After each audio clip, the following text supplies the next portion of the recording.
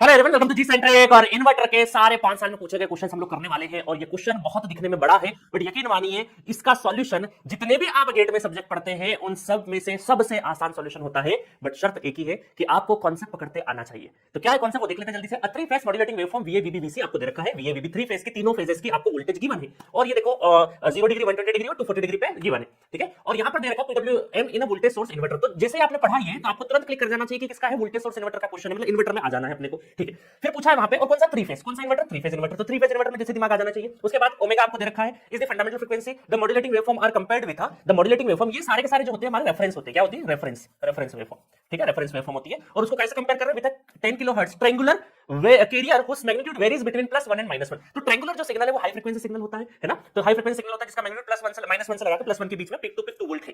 ठीक है, तो हम ये मान सकते हैं कि इसका जो एम्पलीट्यूड है वो 1 है, +1 है। इस तरीके हम बोल सकते हैं। The voltage source inverter has a DC link voltage. जो डीसी लिंक, देखिए इन्वर्टर में क्या होता है, इन्वर्टर में आप ये समझिए कि ये रहा हमारा इन्वर्टर। इन्वर्टर के इस साइड में क्या रहेगा? आपका डीसी सप्लाई रहेगा, जिसको हम वीएस बोलते हैं। क्या बोलते हैं उसको हम लोग? वीएस बोलते हैं।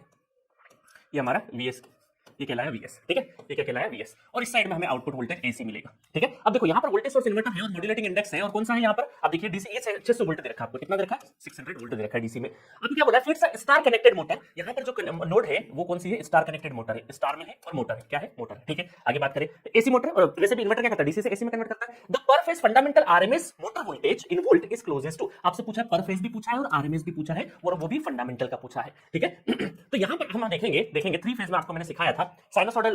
आपको एक चीज बताई थी मैंने, मॉड्यूलेटिंग थ्री फेज में किस तरीके से आपको डील करना है। साइनोसॉइडल पल्स विड्थ मॉड्यूलेशन मैंने आपको सिखा रखा है। तो हम यहाँ पर देखेंगे, अप्लाई करेंगे। तो यहाँ पर थ्री फेज में एक फॉर्मूला पता होना चाहिए आपको कि पर फेज जो VO बोला था मैंने और बोल दिया था इसको हम लोग यहाँ पर ए फेज और न्यूट्रल, जिसको हम पर फेज भी बोलते हैं। तो पर फेज और ये सब फंडामेंटल के होंगे। क्या के होंगे? फंडामेंटल। तो फंडामेंटल का जो पर फेज वोल्टेज कहलाता है वो MA इंटू VS/2 कहलाता है ना। ये थ्री फेज की बात कर रहे हैं, हाफ ब्रिज की बात नहीं कर रहे हैं, है ना। सिंगल फुल ब्रिज और हाफ ब्रिज का अलग केस होता है। थ्री फेज में अलग स्टैंडर्ड मैंने आपको फॉर्मूले लिखा रखे हैं। तो यहाँ पर थ्री फेज में आपको दे रखा है कि फंडामेंटल का जो पर फेज वोल्टेज होता है, जिसको पोल वोल्टेज भी हम बोल देंगे आगे चल के, तो MA इंटू VS/2 होता है। और लाइन टू लाइन में ये जब फेज में निकालेंगे फिर लाइन टू लाइन में कन्वर्ट करने के लिए √3 करेंगे, है ना। कन्वर्ट सारा चीज करते हैं अपन। अब देखना यहाँ पे एक चीज का ध्यान रखना कि ये जो MA है ये है मॉड्यूलेटिंग इंडेक्स। अब मॉड्यूलेटिंग इंडेक्स क्या होता है समझना ध्यान से। मॉड्यूलेटिंग इंडेक्स होता है रेफरेंस डिवाइडेड बाय कैरियर, है ना। रेफरेंस एम्पलीट्यूड, है ना, वोल्टेज के फॉर्म में हो सकता है, किसी के फॉर्म में हो सकता है। तो मान लो हम लोग वोल्टेज के फॉर्म में रेफरेंस अपन कैरियर का एम्पलीट्यूड देखें, तो रेफरेंस का एम्पलीट्यूड कितना है हमारा? 0.8। कितना है? 0.8। तो ये 0.8 हो जाएगा। और कैरियर का एम्पलीट्यूड कितना है हमारा? कैरियर का ये हमारा ट्रायंगुलर +-1 से +1, तो ये हो जाएगा 1।